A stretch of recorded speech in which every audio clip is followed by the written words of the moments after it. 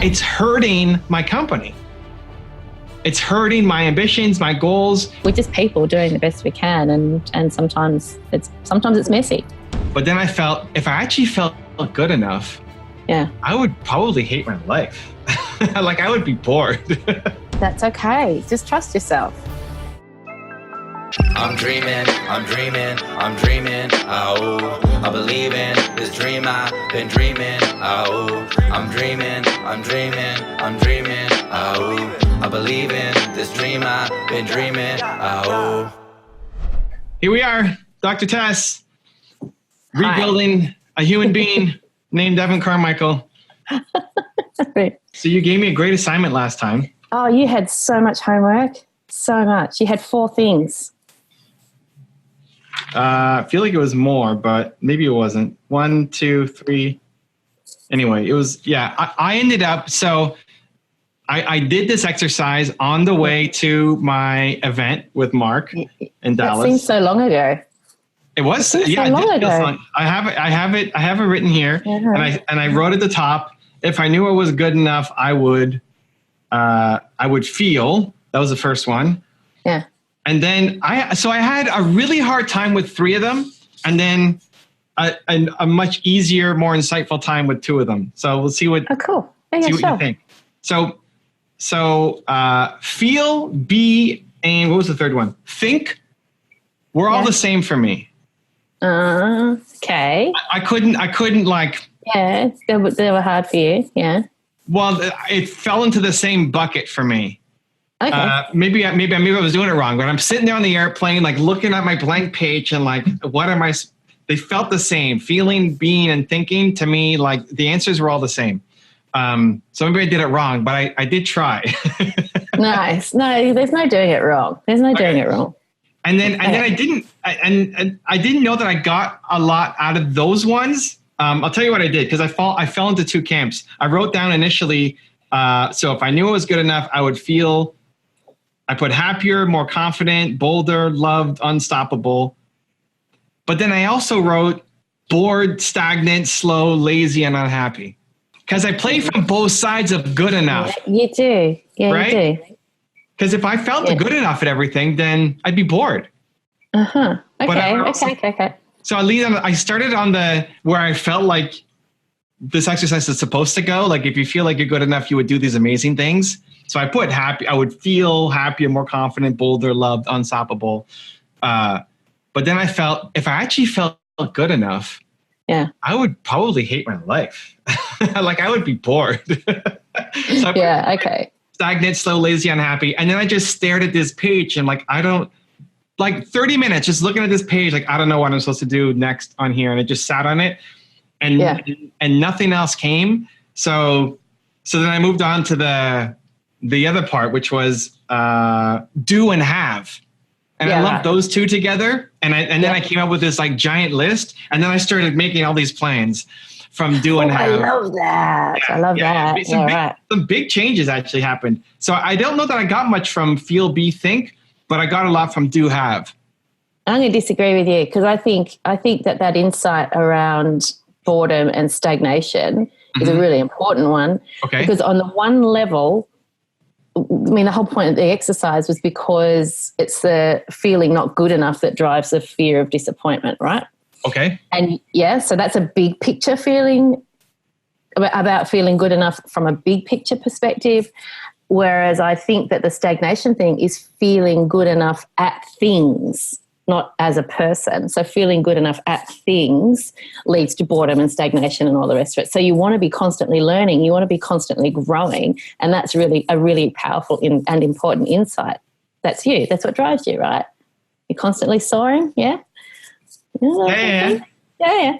So I think it's an important insight, but I want to hear about the next bit. Well, what's the insight? But so how does that help me? Okay, so the insight, it is that on a big picture perspective, you're identifying as a person. If I felt good enough as a person, I would feel unstoppable and I would feel loved and I would feel all these things. If I felt good enough at tasks, so good enough at doing certain things, that's on a more micro level, if I felt good enough at doing certain things, it would lead to me feeling bored. It would lead to me feeling like I'm not growing as a person. Okay. So it's the feeling not good enough at certain tasks that keeps you growing, keeps you learning, keeps you pushing yourself, right? Right. But it's that bigger picture, not feeling good enough overall, that's what drives that fear of disappointment. So they go hand in hand. There's the macro and the micro. Right. Yeah? There's macro and the micro. So what do Most people okay, so what do you need to do about that? Yeah, exactly. You and your to-do list, honestly.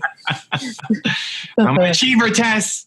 Oh, yeah. Yeah. I don't think there's a to-do list about that. What I think is interesting. No! I'll just have a sip of my herbal tea while you settle down.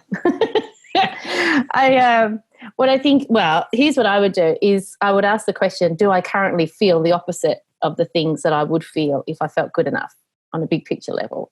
So do you feel unloved? Do you feel stoppable? Do you currently feel the opposite of those feelings? In some contexts, right? Like yes and no, like always and never. Yeah. Right? So, of course. So that would be another journaling task, is to journal around in what areas do I feel these things? In what areas do I feel the opposite of these things? So in what areas do I feel unloved? In what areas do I feel stoppable? Well, that would be the extension of the exercise. I mean, it's always in the next step of what I'm doing, right? I mean, it's the point of this. It's all about growth, right?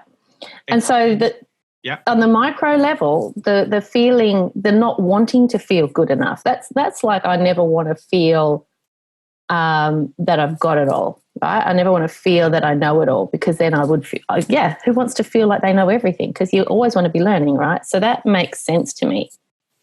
Not saying that the other doesn't make sense, but just I think that's the next part of that task, is to identify the areas where you feel that you're not good enough as a person. So where do I feel stopped, or where do I feel unloved? As a person, not skill set. Mm-hmm. As a person. It's deep. It's hard. This fear of disappointment, the fear of the feeling of not being good enough, they're big core issues. They're like big, everything else springs out of those. Okay. Or any sort of limiting beliefs, any limiting thoughts, they all spring out of that bigger picture stuff. Okay. Okay. I don't know. It's a see what you come up with. It's a see what you come up with. But, you don't need an answer today. Yeah. That's right. Okay. Okay. So, any insight into why those three, like you gave me 5 to think of, and I ended up lumping them to 2 distinct categories. Yeah. Feel, be, think was the same thing, and do, have was the same thing. Same answers. Yeah. Yeah. That makes sense to me that they might seem similar to you, or they might pull together for you. Yeah.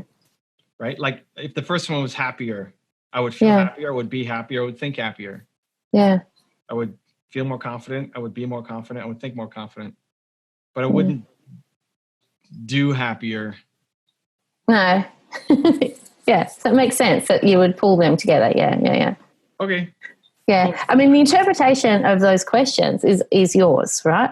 So there's no right or wrong way of approaching it. Some people think of the word be and do as, or be and what was the other one? Think, or think and feel. Think and feel. Some people define think and feel as being really similar. As a psychologist, we define thinking and feeling as being very different. So it's really how you come at it. There's no right or wrong. It's your interpretation. So well, it's I was very frustrated exercise. in doing that exercise that I couldn't get an answer. I'm sure that would have driven you. Yeah, the blank page was not my thing. Not your friend. Yeah. Yeah. Okay. And then the second part was, if I knew I was good enough, I would do/have, and I came up with the same answers. And then it just basically is a list. I mean, it's a list of just things that I would do, more career kind of goals, right? Yeah. More like just series of accomplishments, because it was a list of what I would do or what I would have. Yeah. Nothing materialistic. I mean, I can go through it if you want, but it's more just like milestones, hitting these milestones that is bigger than what I've done to date. Yeah. Cool.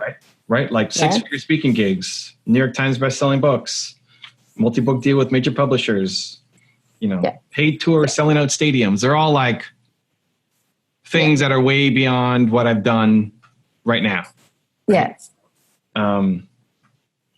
It's awesome.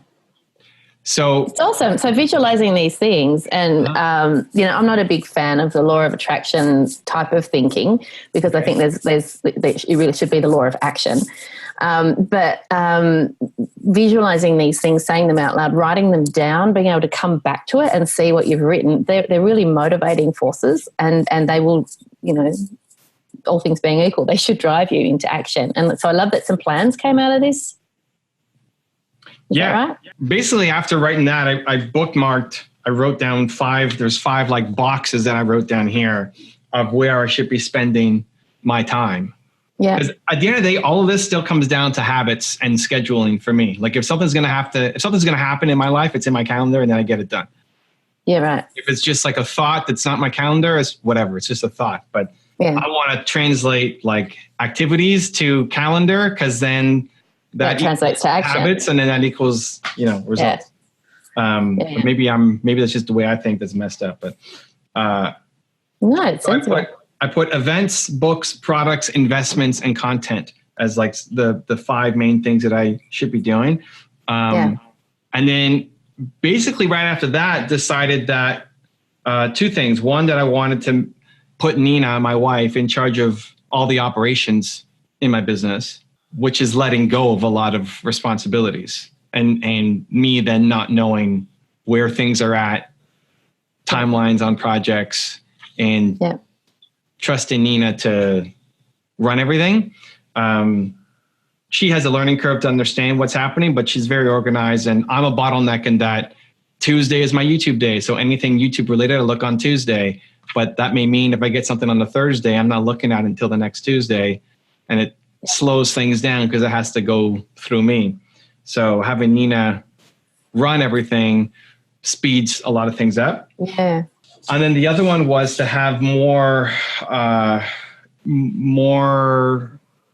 trying to document more of the content that I have. I think a lot of the magic that is felt kind of around me for people who are close to me and on my team is never filmed. I tell stories about what happened, but it's never caught on tape. Yeah. And so, unless it's an interview like this, or like a guest, or a set video, there's nothing capturing the not the random moments, but like the highlight moments of me doing my thing. And so, I'm going to be bringing on a video person to basically be filming me 24 hours a day, and, not a vlog style of like, here's what I did every day, but just watching it, watching me for 12 hours doing whatever, and then highlighting whatever moment you want, and then pulling me aside after and say, hey, why did, you struggled on that question with Dr. Tess, and how does it, and trying to craft a story around it. Cause I'm not thinking about stories as I'm living my life. I'm just doing my thing. But there's a lot of just how I live and interact with my team that could be valuable for people to see. Yeah. I love that. That's what came out of that, and basically just decided on the airplane, and then talked to Nina when I landed and said, hey, here's what's happening. She's like, okay. Because this is the second thing, isn't it? This is because you also got her to coordinate your or event plan your tour, didn't you? That was a starting point. That was her, she quit her job to do the tour, and we're doing another tour, in January. But then we're thinking, okay, what do you do from April to December? And I made her my chief heart officer, which is she's in charge of the team and the morale and the following up with people from not operations, just love. And she follows everybody and is always in touch with them. And, she keeps, it's just that extra warmth of stuff that I'm not very good at. Just writing to someone to say, hey, how you doing? Like never happened unless they're on my mind for some reason. So it's very spontaneous, not like I want everybody to feel the love and warmth. So but now it's putting her into a bigger role where she's running the projects. And so much so that on the tour, I need to bring a fourth person along next year to help drive and also be Nina's assistant on the tour. Because if she's being the COO for me and also running the tour, she's going to be pretty strapped. So now we're thinking, okay, who do we bring on the tour that we'd want to live with for 90 days? Well, yeah, because that's a big issue, isn't it? And this is the same with your video person, having someone around you all the time. It's got to be, that's that whole thing of employing for attitude or employing for fit as opposed to skill sets. Yeah. So we had Danny come along last time and it's great.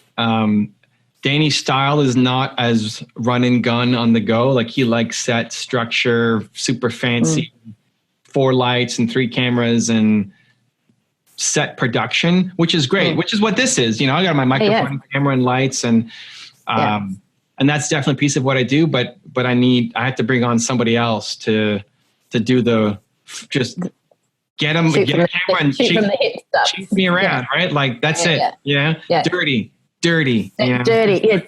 And then post and go. And not spend 4 weeks editing, right? Just put it out. Yeah, this is so important. This is this whole thing about imperfect action. I've been talking a lot about this lately, actually. And I think that what I love about being able to show that stuff, whether it's you or anyone, being able to show that stuff, that imperfect style, the rough and ready shot from the hip kind of stuff, is it gives everyone else permission to do their own whatever it is, whether it's videos or podcasts or writing or whatever, and just get it out there. Like it reminds me of that client of yours that couldn't post. The blog article. And just getting it done is so much better than sitting stuck with it forever. And I love it. I love letting go of perfection. I love that. That'll be exciting. Looking forward to seeing that. So we're looking at doing in a week or two, doing a test run where we drive to New York. Awesome. Where we have the driver / assistant plus videographer plus me plus Nina go to New York, and it's an 8-hour drive or so from Toronto, and we'll stay for a couple of days and whatever, explore the city, do some speaking. I don't know what we're gonna do, just to see how well it all fits. Like a mini 3 or 4 day version of what 90 days would look like. It's a good test run. I like it. Yeah. I like it. So that was helpful. That was helpful. And good. Yeah. So I did my homework. You did. There was more though. Oh, the other part was about the Tony Robbins. Yeah. Like, how do I see myself versus Tony Robbins or his style, or trying to learn from him, or just compare, or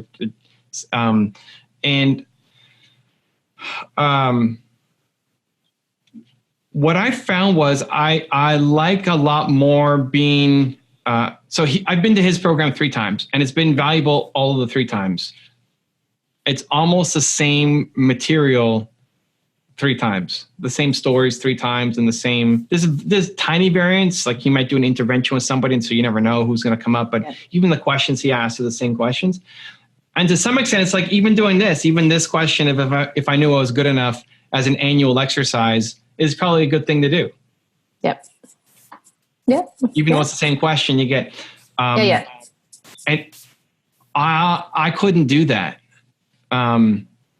He's been doing that event for, I don't know, 40 years or something, or 30 years. Yeah, a long time. Multiple times per year for decades. And I found that on my tour, I was already feeling more just bored with the same structure every single time. Yeah.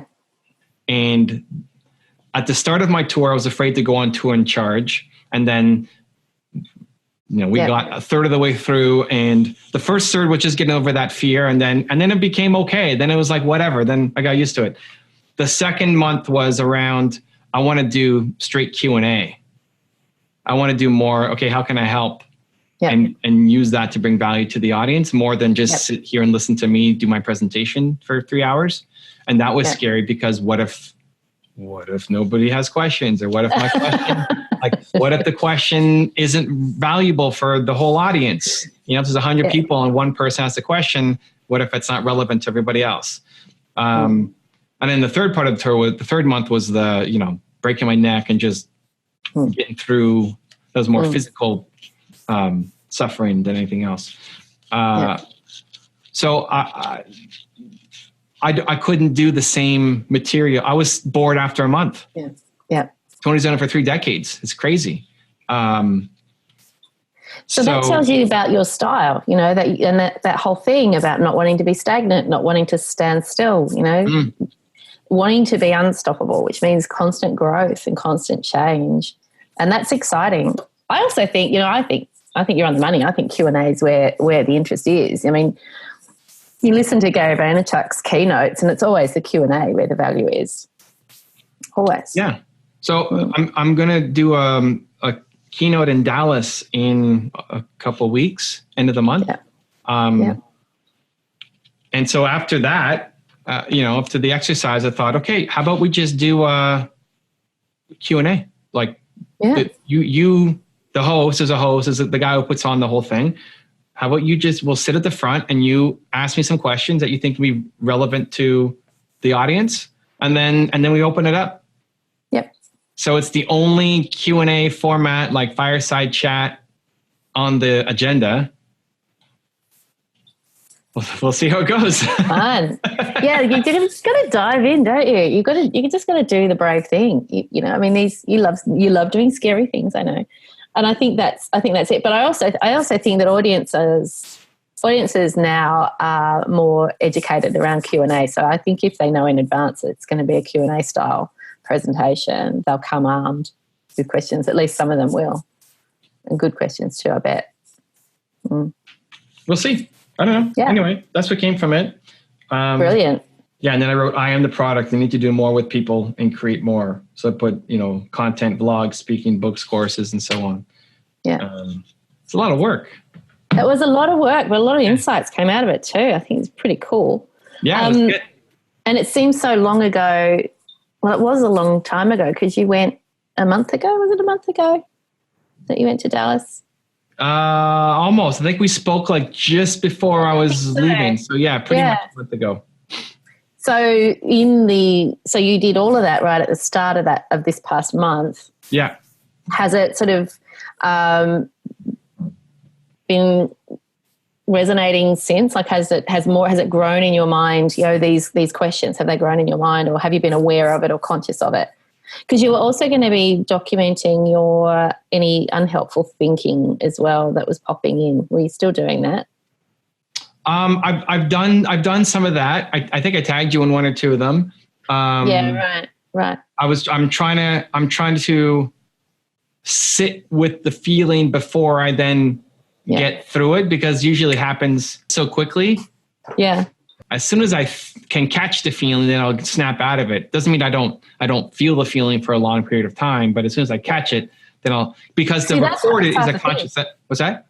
Yeah, that's half the thing. So with a lot of the time when we're actually teaching people to catch their thoughts and document them, ultimately people don't need to write them down anymore, because they get to the point where you're at, where you catch it and you recognize it for what it is, i.e. X type of unhelpful thought, might be catastrophizing or whatever, and you recognize it and you can just say, I'm just catastrophizing, I don't need to listen to that, and you can bat it away then and move on in a different direction and not get dragged down by the emotion that would otherwise have come if you'd been stuck in that unhelpful thought, because it's easy to get stuck when you don't notice that it's happening, right? Yeah. So you're not feeling the need to document as much, you're feeling that you're much more focused on when they're happening. No, I'm trying to catch it. I'm trying to catch it, and before I snap out of it, record something and then snap out of it. Right? Yeah. So, I saw one. I think I saw one. Yeah. So when I was recording my videos, I was procrastinating for about 15 or 20 minutes beforehand. Yeah. Before actually doing it. And then, what am I doing? That doesn't sound like you. No, I know, right? So, but then I caught it. But this is the thing, like this still happens, right? Yeah. And then I caught it and it's like, this is stupid. Let's go. But like, oh, no. Record. Yeah. Awesome. And it's because it's not because I don't love making videos. I love making videos. I want these videos to be the best I've ever done. And so I'm afraid of making these videos because I don't want it to be like the other 6,000 that I've done. Right. So, you know, so I shared that and people wrote back and say, you know, you're still scared of making videos, you know, gives me hope and, you know, all that. So it's just about, I guess it's catching it. I'm not conscious enough of it, but when I catch it, I try to put something up there. It is so important to share those moments. And I think, you know, Steve and I had a really in-depth talk. I spoke to you about it a bit.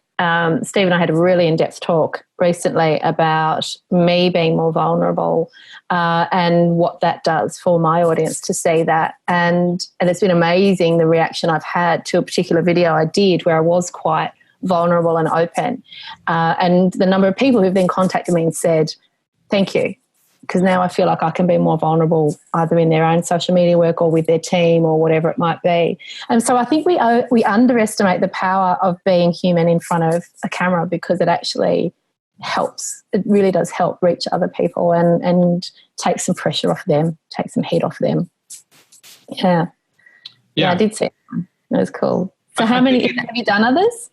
It's the evolution of the Dr. Test crap challenge where I was just trying to you were just find something forced to be upset about, but I actually wasn't, but I was trying.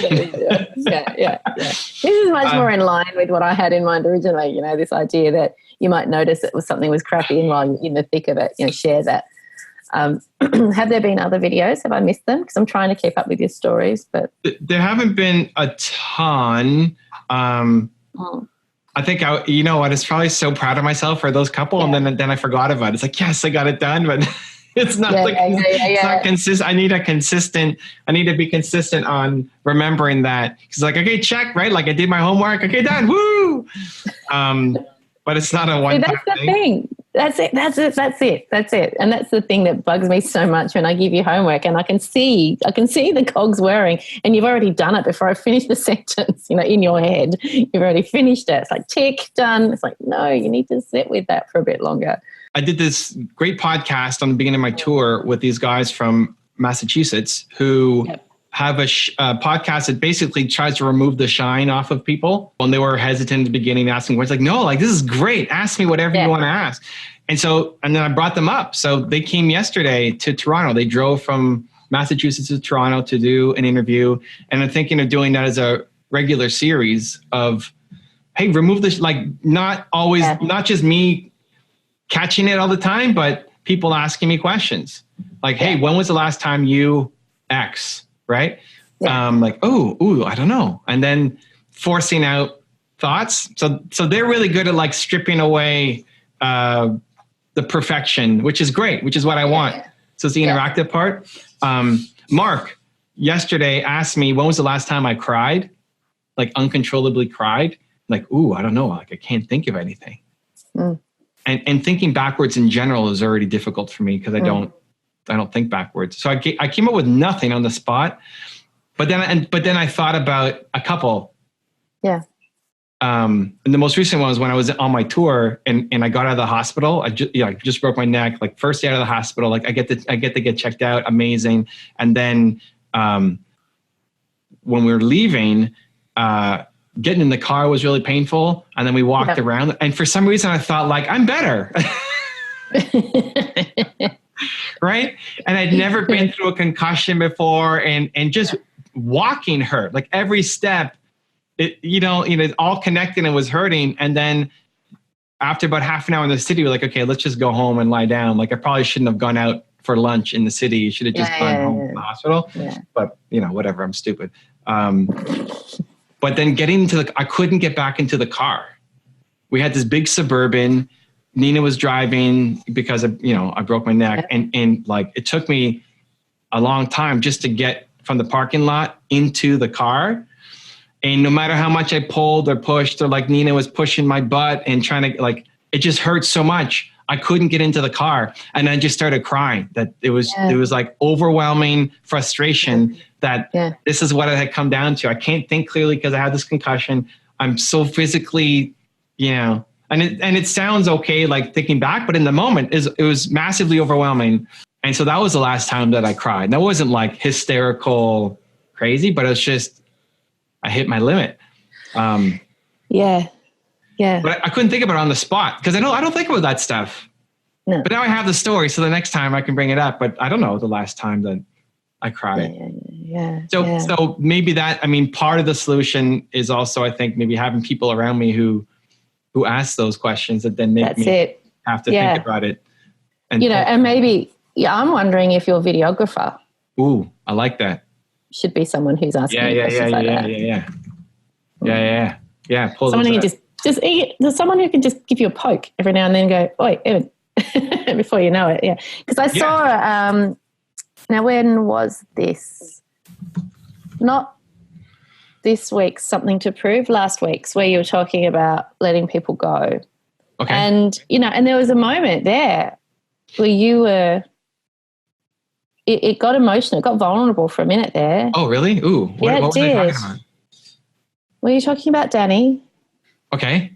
You might have been talking about Danny and having to let Danny chase his dreams. Was it Danny? Might have been. There was a moment there anyway, and I was watching that and I thought, oh, cool. Good stuff. Okay. It's interesting. I think, when you have a team, and I'm the same, that's the stuff that gets you. Because I did a little live stream last night talking, and one of the things I mentioned anyway was that your business is like a second child, third child. I've got 2 kids, so my business is my third child. And when it's not well, you worry. And when people leave, you're sad, all those sorts of things. So that's probably the last time I cried, now that we think about it, around team, a long time ago now. But yeah, it does. Your business stuff, it's vulnerability stuff, and you've got to bring it forward. You've got to show people that it's not all polish. It's not all shine. It's not all, we haven't got all our stuff together. Right. We're just people doing the best we can. And sometimes it's messy. So maybe I should have those guys come on like once a month for a show or something. Sure. Why not? Sounds cool. Remove the shine. The monthly show for removing the shine. Yeah. Because what most of their questions were more macro stuff. When was the last time X? But you're going to run out of those kinds of questions. So it's more updates on what's happened in the past month, and then getting into deeper, Tess gave you this homework, and how did it make you feel? And how did staring at this blank page for half an hour make me feel like I'm an idiot? I'm not getting the work done. You're a writer when a blank page really annoys you. Brutal. This was brutal. It was so hard. Okay. So not to excuse myself from trying to, catch moments myself and share it and do that. But I think a lot of times I'm not even aware of it. And so having people to pull out and poke the awareness. I really like the videographer idea. That's going to be their job. And the person who I'm looking at is a woman, and I'm super pumped because, one, there aren't that many women in the business. Like all the video people are mostly men, but also to pull out the more like that other side, not just the man, not that it's like super macho or whatever, but just that more empathetic or deeper side that maybe men aren't fantastic at all the time. So we'll see. Yeah. It sounds like a great idea. I love it. And I think that having the mix of those moments where you're sharing your vulnerability, different styles of doing that, different elements of that is, the stuff that you spontaneously document yourself, the videographer stuff, and then this podcast. I think it's great. I mean, I know from, what I see of your content, I'm always much more engaged by the spontaneous stuff that I see. So your Instagram stories and your the stuff you do with Mark, for example, because you're so relaxed and it is so spontaneous a lot of the time. So it'd be great. I think it'll be exciting. See what else comes from that. We were looking at the data from the Something to Prove podcast with Mark, the show that we do. When I feel like he cares about the answer, I always give a much better answer. When I feel like he's just asking a question for the audience, that he already knows the answer to, I'm like, I don't care about this. Yeah, exactly. And then I suck, right? It's disingenuous. It's disingenuous. You know where it's coming from. It's just a show. I hate it. I hate that it's just a show. I don't want to just do a show. It's got to mean something. It's got to mean something. Exactly. Exactly. Oh, cool. I love it. I agree with you. Listen, something else came up with Mark. Now we're talking about Mark. This could be a good, get your perspective on it. So, okay. Mark has a digital agency, right? And a video production agency. And he's going from video to digital, but he's not quite there yet to be like the digital agency. And so for my projects, for my book and speaking and like all the stuff that I'm doing, he's been helping out, but he's not the best yet. And he's frustrated saying I should go work with somebody better. I should either work with somebody better or I should have my own team where I'm training it in-house and building it because I need it, because it's slowing down what I do in my company. And we had a heartfelt moment. It was just a call. Unfortunately, it wasn't recorded. We need a videographer where I realized if Mark wasn't in my life, I would have solved the problem already. Right? Like if Mark wasn't here, I would have hired the person already. Like I don't wait on that kind of stuff normally, right? Like this needs to get done. Let's go. Like today it's happening. Yeah. But it's already been like 6 months of slowly moving because his company is not ready yet to do what I need to do. And so there's something in there that I see the potential in Mark and what he can do so much that I want to be a part of the process, and I want to help him get to be that guy. Yeah. And then use that to help me. Sure. But like, I want to be a part of helping him get to his thing. And that's how I always default. It's always default to whether it's loyalty or potential or whatever. And it made me question, is that actually the right thing to do? Like, should I be doing it, or should I just give somebody an opportunity and then say, hey, okay, this is not working out. I'm going to go find the guy who can be great at it and blow it up. We all make decisions based on what the priority is. And if the priority is that you enjoy working with the person and you're supporting, I mean, like I said before, I mean, I love the content that you and Mark produce together, and I can see that the working relationship is, a good one and a long one. I think we all make decisions based on, it comes down to that thing of hiring for attitude and fit and culture and all that sort of stuff. And sometimes we prioritize, there's stuff that we need doing now and we need someone to do it now. And if we haven't got the person who can do it now, we need to find the person who can do it now. And then there's other stuff that we can actually afford to be more organic with, because there's a higher reason, there's a higher purpose for why we're allowing that to unfold slowly. Yeah, I mean, I could find somebody, and I could find somebody who fits the company well. And I mean, the mission that I'm on is pretty easy to find somebody who, loves the mission and what we're doing. So I could find somebody, but I don't want to. I don't know, there's like this thing that I don't want to, but it's hurting my company. It's hurting my ambitions, my goals. And I'm not worried about Mark's like, hey, you're not going to lose me as a friend. Like, I'm not worried about losing you as a friend. I know he won't be offended. He's told me 18,000 times I should go work with somebody else. I'm not worried about that at all. But I don't want to. I don't want to go find I want Mark to build this thing. Yeah. It's important to me, to my own detriment in a however many month timeline. It's values versus goals, isn't it? Yeah. It's heart versus head. There's all those elements to that. I mean, there's no downside to the relationship if I don't go with Mark. If I say, Mark, sorry, man, this isn't working now. I got to go find somebody else. Yep. It doesn't hurt anything that we're doing. He's not going to stop doing the podcast or stop helping both, whatever. That won't damage anything. Yeah. It feels like it's the right move to stay with Mark and to build him up. Yep. And that's what I've always done. And that's helped me get to where I'm at. But maybe it's actually the biggest blind spot. Like part of all this is... It really sounds like you're overthinking it. It really sounds to me like you're overthinking it. Like there's a lot of what if in there. I mean, you're telling me that your gut is telling you that this is right, but then your head's saying, but what if it's not right? Well, that's the whole point of this series, right? With you and whatever, to tell me the blind spots, to say, hey, Evan, like, I think you're missing out here and you should go do this. Like, okay, let's try and see what happens. Yeah, sure. And I'm sure Steve would answer the question in a completely different way. I mean, my feeling is, well, not my feeling, but what I'm hearing from you is that this is really important to you and it means a lot to you. And there's a lot of values-based stuff within this working relationship, not just the friendship. And that, that Mark's success will make you feel really, really good. That's what I'm hearing.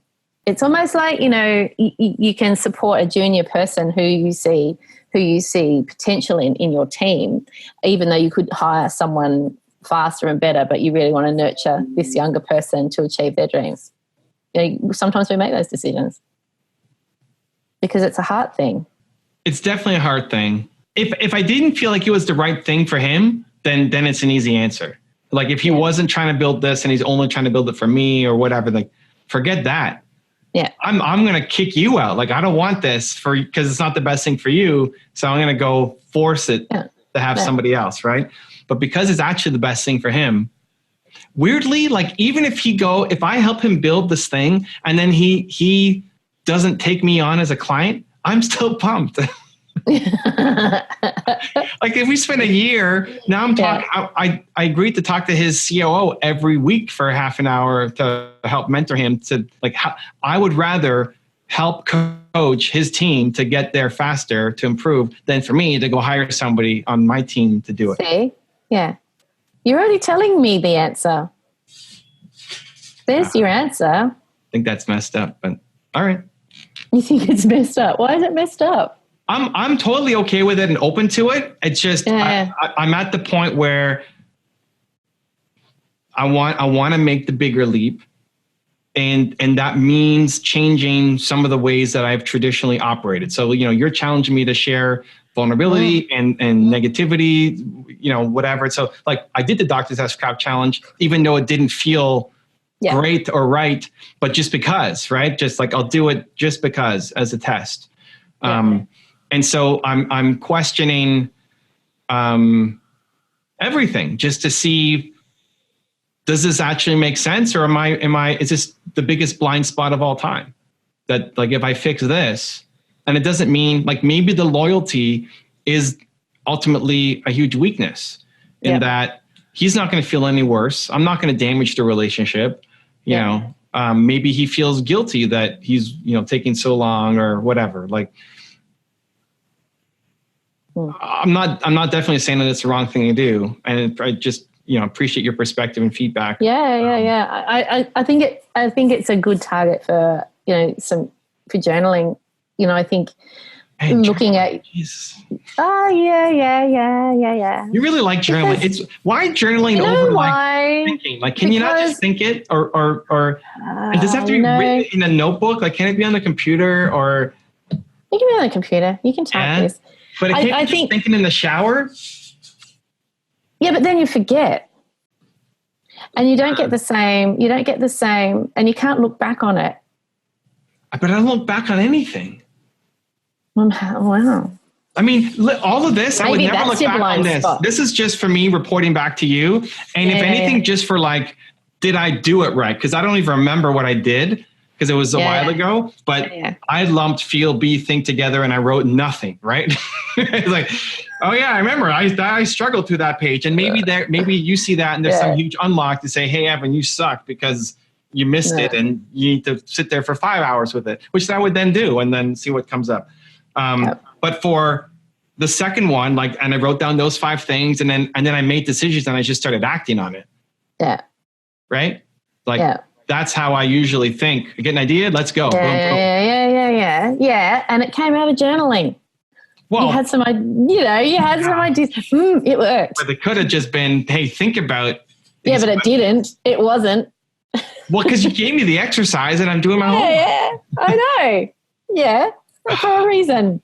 Man, it's tough. Journaling. I just this is the sort of stuff that I guess. I mean, you don't have to do it as a journaling activity, but it's probably what I would do. Yeah. Is journaling around. What's this going to look like in 12 months' time? in 12 months' time, if I'm still working with Mark on this particular project, what's that going to look like? In 12 months' time, if I'm not working with Mark, if I've hired someone else, what's it going to look like? And all the elements of that in terms of what you will have achieved, what Mark will have achieved, how you'll be feeling about those things. And, and I think sort of unlocking a little bit of that so that you just spend some time sitting with it. The journaling just helps you unlock it a little bit further, a little bit deeper. What about in like a video? What if I gave the questions to my videographer and then said, hey, let's film me answering these questions, and then you ask me follow-up questions, right? Like videographer, or even here, like, hey, how does that make you feel? Like, well, I don't know. I don't know. I just don't like journaling tests. I know. I've tried so many times journaling. It's not part of what I do. Well, think of it as a written exercise. Stop calling it journaling. It's just a written exercise, really, is all it is. It's knotting out a problem in written format. That's really what it is. We call it journaling because we're lazy and we like to have a single word to use. Okay. Nutting out the problem and looking at it from various angles. Because I live in my head. I'll think. I know you do. I'll think. To not have a problem, if you ask me a problem, I have to solve it, I would just sit on my trampoline here and think through it, and then I'd come up with an answer. Mm-hmm. Yeah, and that's fine. That's perfectly fine. That's perfectly fine. But you've already been doing that with Mark. You've already been in your head. It's a new thing, right? Like that was that was last week. And I've been leaning in, like, it just really hit me that if Mark wasn't here, I would not be doing this. I would have solved this because this is important in my business. I need this role in my company. And I'm purposely slowing down because of Mark. Yep.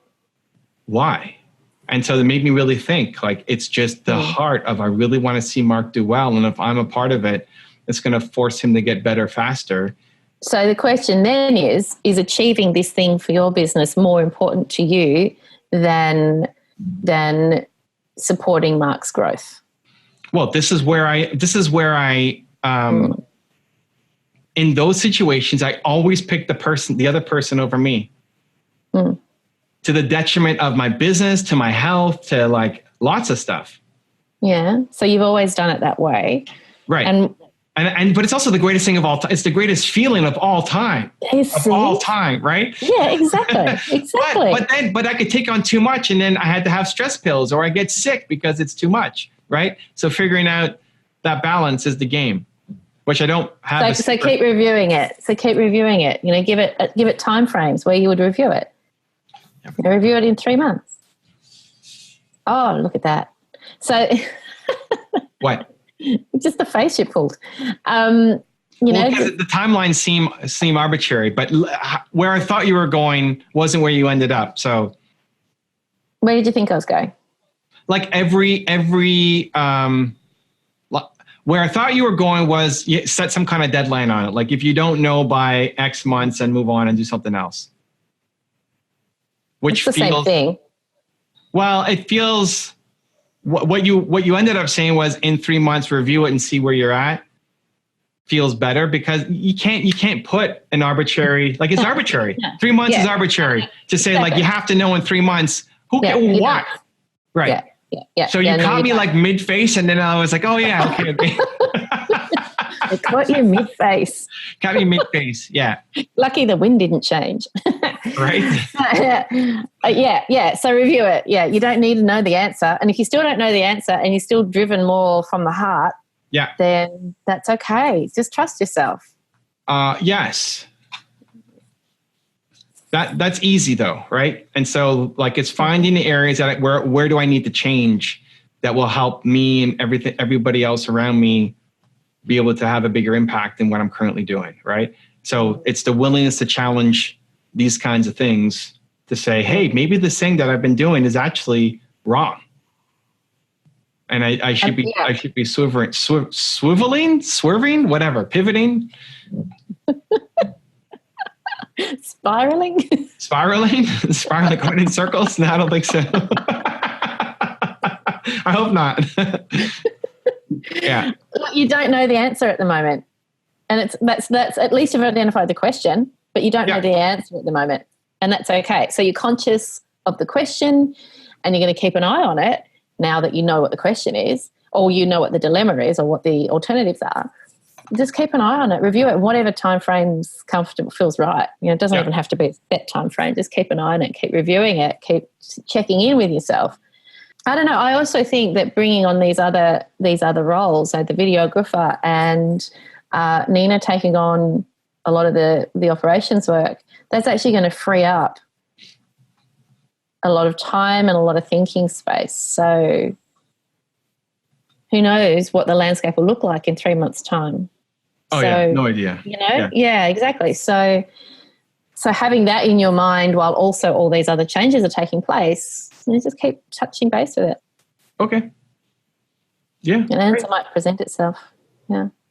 Appreciate your perspective. You know, I never know. Maybe I bring it up and you're like, no, this is clearly textbook XYZ. And, you know, that's what I'm waiting for. I'm waiting for you got to change this thing right here. So, but the more vulnerable and the storytelling and all that. Yes, I hear you. Okay. So homework. I need to write. In what areas do I feel that first category, not good enough as a human, not skill set? Yeah, as a person. Yeah. What things trigger, you know, what triggers that feeling in you? Yeah. Okay. Just exploring that a little bit. As a person, not a skill set. So I didn't have that caveat or no, you didn't, but we uncovered it the first time through. So I'll do that. And then anything else? What else do I have? I need to be more vulnerable. I think that's pretty big. I'd really, get more vulnerable. Just be vulnerable, will you? I think that task is a big one. And I think that's a task that would be really good for you to just sort of check in with, maybe put it in your calendar to spend 5 minutes with a coffee and your journal and just exploring that. Yeah, once a week. Even if you do it once a week. Once a week? Wow. Yeah. Sucked in. 5 minutes with a coffee once a week. Yeah, just spending that time journaling. My favourite thing to do when I'm wanting to contemplate those sorts of issues is to actually find a sunny spot somewhere and sit with a cup of tea or a coffee and just allow myself time, just that little quiet space. See, I'd much rather just go for a walk and think about something. I know you would. Right, but okay. That's not your homework though. You can do that as well if you like. No, I'm going to get a coffee and sit in the sun once a week for 5 minutes. You're so literal. It's going to take you more than 5 minutes to drink your coffee. You'll burn your tongue. Right. No, I think it'll take more than 5 minutes to answer these questions. Yeah, it will. I feel like I'm totally lying at you. Yeah. Half an hour to look at a blank page. But I will do it. Okay, great.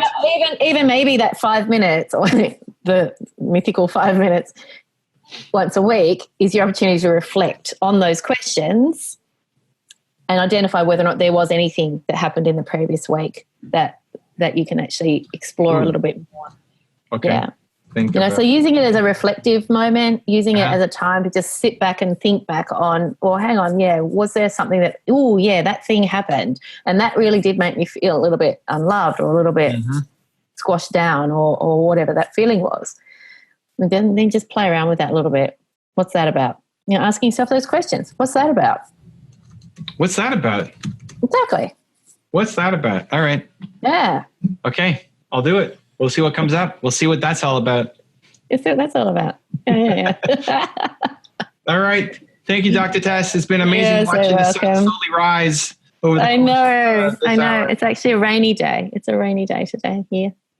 Cool. Yeah. I appreciate you. I'll give you some updates next time. Thank you so much. love. Always love our chats. Get back at you. Talk to you soon.